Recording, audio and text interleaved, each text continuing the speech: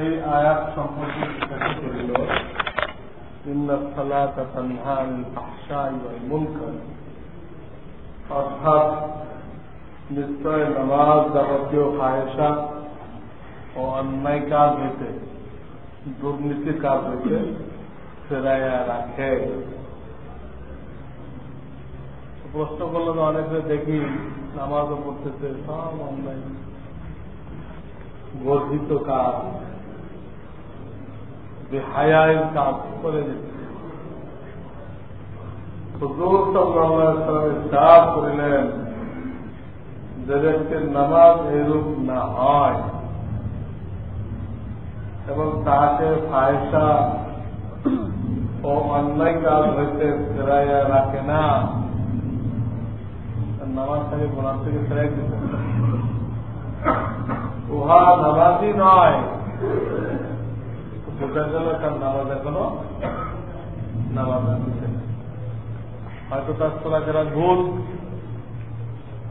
না হয় উপস্থিতা মস্কের মাধ্যমে শেখে নাই, কোন একটা সমস্যা, অথবা তার নামাজের মধ্যে কোনো মনোযোগ নেই, নামাজে দ্বারাও দোকানদারি করে,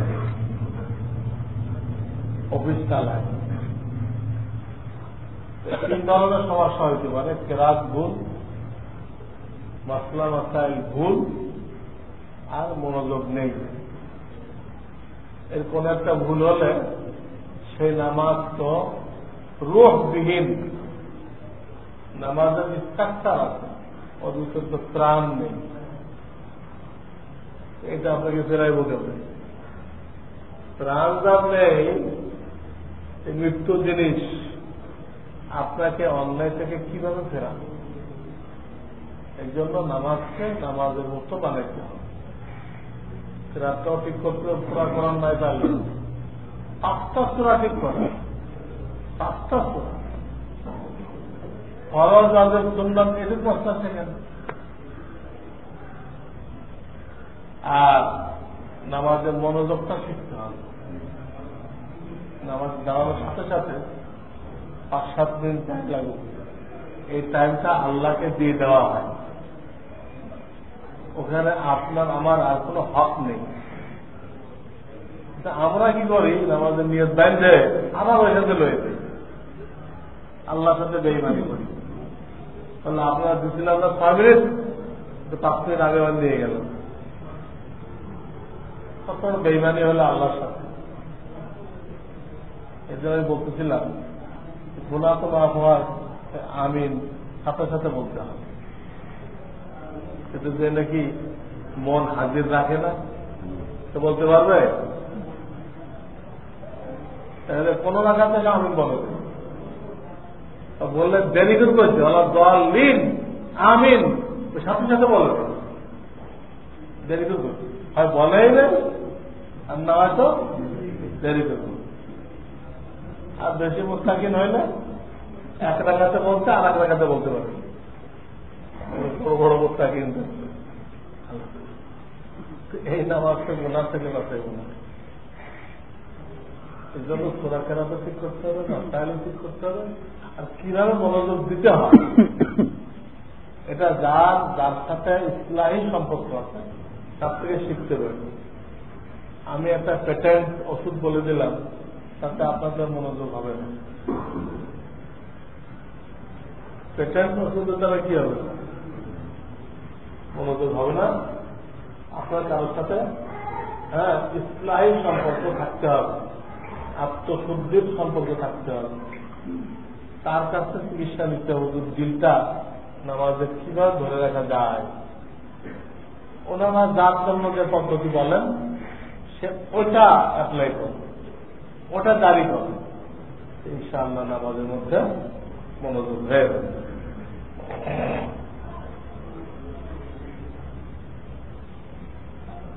মিলাদ কি?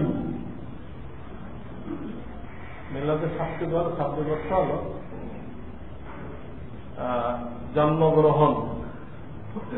শাব্দিক পরিভাষায় মিলাদ বলা হয় যেখানে নবী করিম সাল্লাল্লাহু আলাইহি ওয়াসাল্লামের জন্মগ্রহণের আলোচনা করা।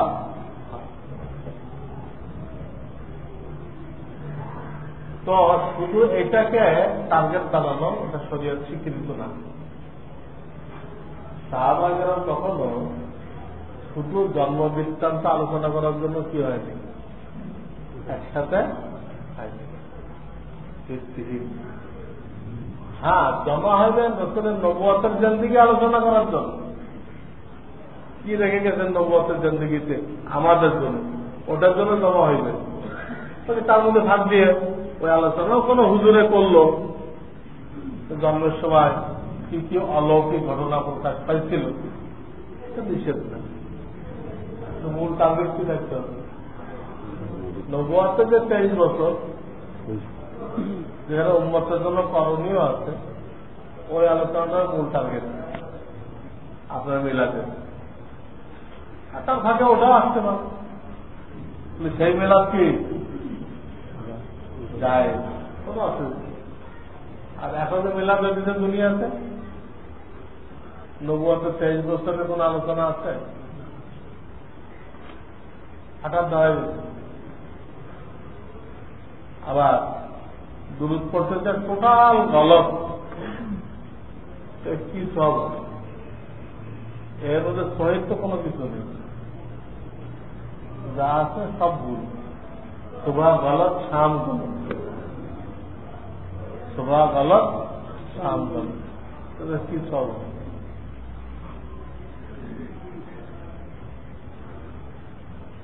গরু ছাগলের ভুড়ি খাওয়া যায় যাচ্ছে কিনা,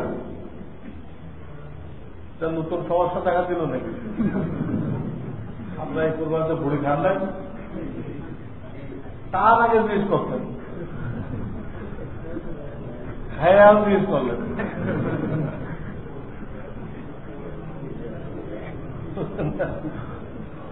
আর খাইতে যখন যায় মনে করে তো খাইছে, কোন আলেম নাকি হারাম ফতোয়া আছে,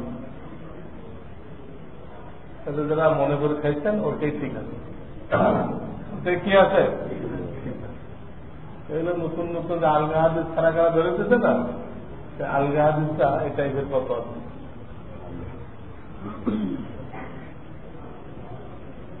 অনেক হিংসা ও অহংকার আসে অন্তরের মধ্যে, চেষ্টা করি তারপরও এগুলো দূর হয় না।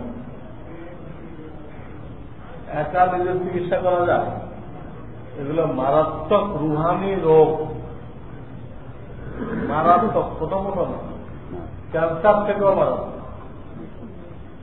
কারণ ক্যান্সার হলে সে একা চিকিৎসা করতে হবে, তার থেকে এটা মারাত্মক।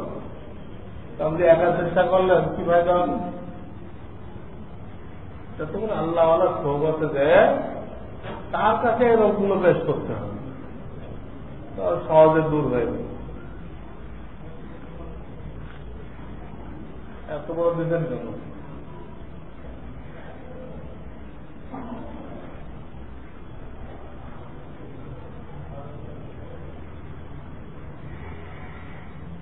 একবার আমি রাস্তায় দাঁড়ানো থাকাকালীন একটি গাড়ি থেকে কিছু মাল সামগ্রীর একটি ব্যাগ আমার পায়ের কাছে পড়ে।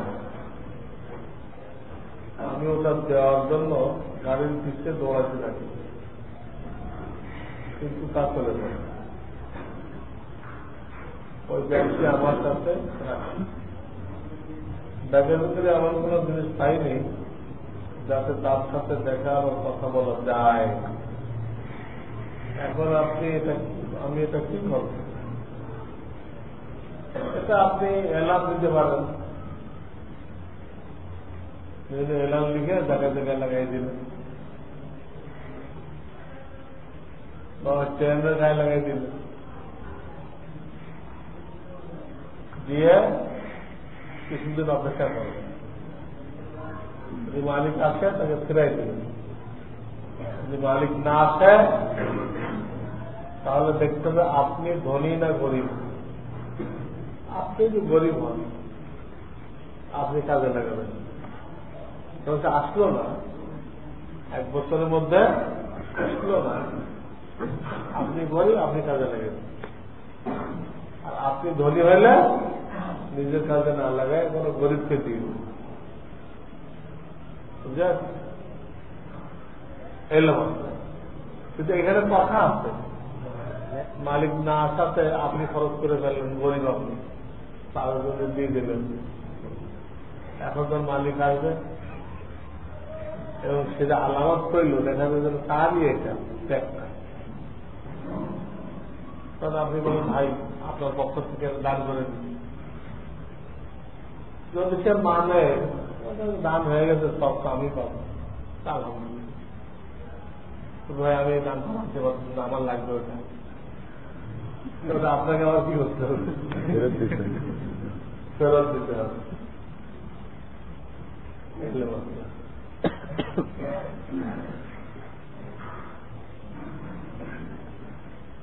আমার অস্ট্রেলিয়ায় এই কাজ হয়েছে, আমি করছি, আমি দিচ্ছি, এরকম না বলা চাই, তো সাংঘাতিক অহংকার পাওয়া যায়। সাংঘাতিক আমার অস্ট্রেলিয়ায় এর দ্বারা ইনডাইরেক্ট সে দাবি করলো আমি কিন্তু একজন বুজুর্গ, তোরা আমাকে সম্মান করে চলবে। নিজেই নিজের বুজুর্গের দাবি যে করে সেটা গাধা। দুনিয়াতে যত বুজুর্গ চলে গেছে এক পর্যন্ত নিজেকে বুজুর্গ দাবি করে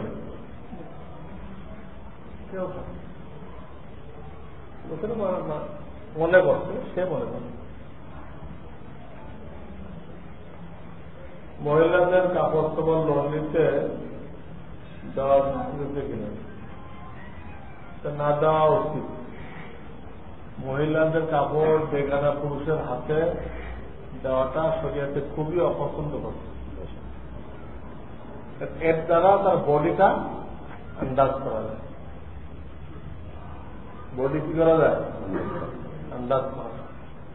এতে ওই পরপুরুষের দিল খারাপ হয়। এই জন্য এগুলো নিজেরা করব। মহিলাদের কাপড় আপনারা সেলাই মেশিন কিনে দিবেন, ওরা নিজেরা সেলাই করবে, এগুলো কোনো ব্যাপারই না। একটা মেশিন কিনে ফেলে রাখেন, দেখবেন যে অটোমেটিক আপনার পরিবারের সবাই কাপড়ও কাটতে পারে, মেশিনও চালাইতে পারে। ঘরে থাকলে অটোমেটিক হয়, কারো শেখাও লাগে। আপনার যদি গাড়ি থাকে আপনার বলে আমার সবাই গাড়ি চালাইতে পারবে, আপনি জানবেনও না, তো সবাই চালাইতে। দুধ খায় এটাও পারে, কেমনে? ওখানে বালিশ লাগায়, ও তো বসলে তো ধারো দেখা যায় না, তো কি করে ওরা বালিশ যে সিট উঠা করে নিয়ে চালায়। কিন্তু আপনি বলতেও পারবেন না, সব শিখা হয়ে গেছে। ঘরে যা থাকবে না সবাই শিখে ফেলবে, এগুলো চলি। আরে বোধ কাছে আমি বাড়তেছি নেই, সব নিজেরা কথা। সেটা তো মেশিন কিনে দেওয়া যায় না, সারা জীবনে টাকা দেওয়া হয়, কিনলে তার থেকে তো অনেক কম পয়সা হয়ে যায়। আপনি 6 মাসের স্যালারিতে পয়সা দেবেন, ওই পয়সা তো 2টা মেশিন কিনে দেবেন।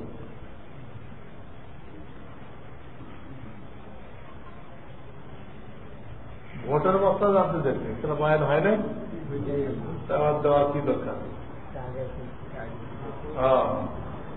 না ভোট দেওয়া যাবে কিনা,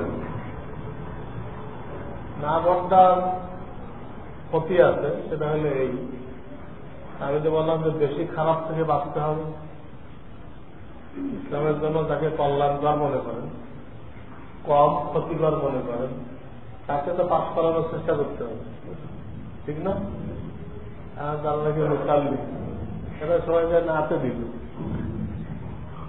তো ফায়দা কি হবে? বেশি খারাপ তাকে আসার ব্যাপারে আপনি সহযোগিতা করবেন। এ হল না ভোট দেওয়ার ফজিলত।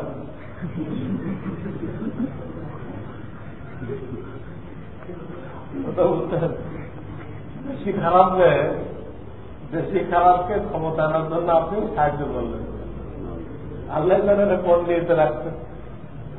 এরকম টাইপের লোকে আমার জন্য মনে রাখছে।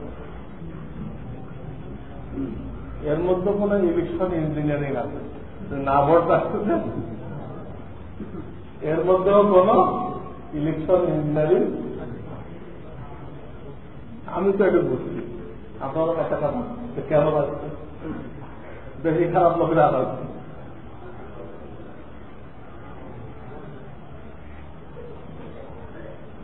ভোট কেন্দ্রে সরকারি ডিউটিতে কাজ করা যাবে কিনা, তা যাবে।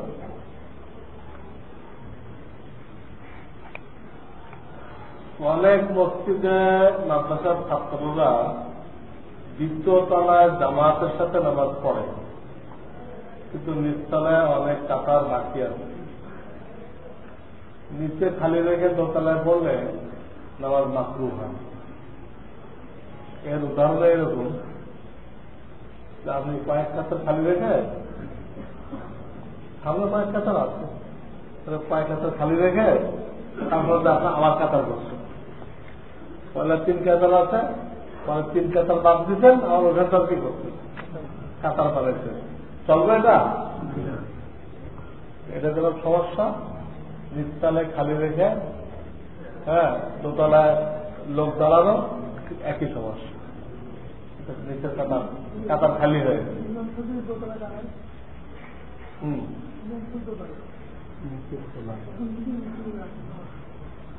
সেটা হবে, দুটো তলা কি ভরে গেছে?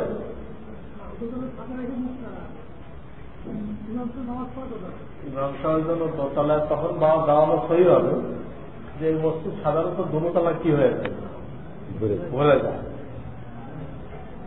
এরকম ক্ষেত্রে ইমাম সাহেব নিচতলা দাঁড়াইতে পারে, দোতলা দাঁড়াইতে পারে। আর এই সমস্যা যদি দোতলা দাঁড়াইলে দোতলা তো ভরে, নিচতলা খালি রেখে দেয়, তাও মকরুহ হবে। এখানটা বলতে বলতে ভুলে যেতে হবে। উনি দোতলা দাঁড়াইছে দেখে ওই তলা ভরে গেছে, এখানে খালি। আর যদি দুতলা অটোমেটিকে ভরে, প্রত্যেক পক্ষে ভরে, তাহলে উনি যে কোনো তালায় দাঁড়াইতে পারে। জামাত আসলে অনেক সময় দেখা যায় দোতলায় জামাত থাকে, আর নিচতলায় কাতার করা না হলে এরপরে যে জামাতের সামান ভাড়া জন্য যে একজন থাকে, ওটা আলাদা, ওটা তো অপারগতার কারণে। এটা বিদেশি মানুষ, সামানগুলো চুরি হয়ে গেলে মুশকিল না। যাদেরকে একটা কাজে রাখা হবে তারা ওখানে নামাজ পড়ে দেবে। কিন্তু আমি বস্তা বলতে যে খামাখা আপনার দাঁড়াইবে, এটা কিন্তু খামাখা না। এতগুলো সাথে সামান হেফাজত করা দরকার না। মাল হেফাজত করা তো কার নির্দেশ? আল্লাহ। ডিজিটালের কার্যক্রম অনুযায়ী উপার্জিত অর্থ হালাল কিনা, হালাল না, এই সমুদায় অর্থ সওয়াবের নিয়ত না করে মসজিদ মাদ্রাসা বাথরুম বানানোর জন্য দিয়ে দিতে হবে, অথবা মিসকিনদেরকে সওয়াবের নিয়ত না করে দিয়ে দিতে হবে। কোরআন শরীফ খতম শেষে সবটুকু বাবা মা অথবা অন্য মুরব্বীদের জন্য বক্সে দেওয়ার জন্য কি কোন নিয়ম বা নিয়ত আছে? আপনি মনে নিয়ত করলে তারা পেয়ে গেছে। মনে মনে নিয়ত করার সাথে সাথে খতমের আগে নিয়ত করলেন, তাহলে আমি একটা খতম করবো, সব জন্য আমার আব্বা আব্বা পায়, তখন হবে কি পড়তেছে না যেতে, পড়তেছে আর দেখতেছে।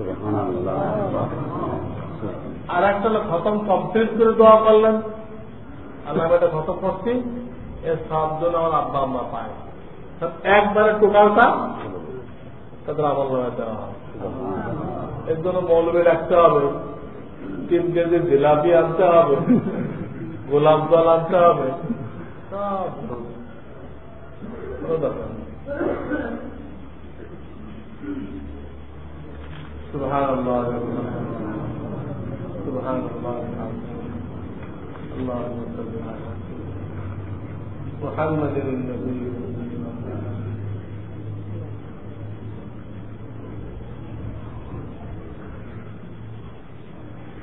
ربنا هب لنا من ازواجنا وذرياتنا قرة اعين وجعلنا للمتقين اماما. اللهم انا نسألك الجنة ونعوذ بك من النار.